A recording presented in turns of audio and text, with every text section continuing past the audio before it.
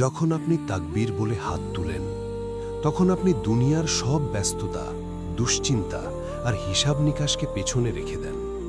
সেই মুহূর্তে আপনি দাঁড়িয়ে যান শুধু আপনার রবের সামনে। যখন আপনি কিরাত পড়েন, তখন এটা শুধু তিলাওয়াত নয়, এটা আল্লাহর কালামের মাধ্যমে আপনার অন্তরের সাথে এক সংলাপ।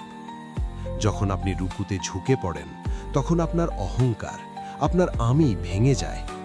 আপনি স্বীকার করেন, মহান শুধু তিনি, আমরা নই। আর যখন আপনি সিজদায় মাথা রাখেন, তখন আপনি আপনার রবের সবচেয়ে কাছে পৌঁছে যান। দুনিয়ার সব উচ্চতা সেখানে অর্থহীন হয়ে যায়, কারণ প্রকৃত উচ্চতা হল সিজদায় নত হওয়া।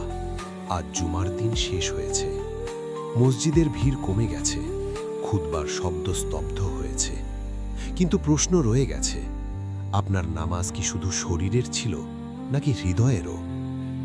নামাজ শুধু দাঁড়ানো, রুকু সিজদা নয়, এটা হৃদয়ের কান্না, আত্মার স্বীকারোক্তি আর বান্দার নীরব ভালোবাসা। জুমা শেষ হতে পারে, কিন্তু ইবাদত শেষ হয় না। রমজানের দিনগুলো একে একে চলে যাচ্ছে, কিন্তু প্রতিটি সিজদা আপনার আখিরাত গড়ে দিচ্ছে।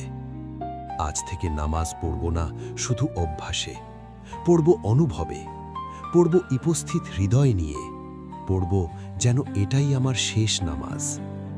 আল্লাহ আমাদের নামাজকে কবুল করুন।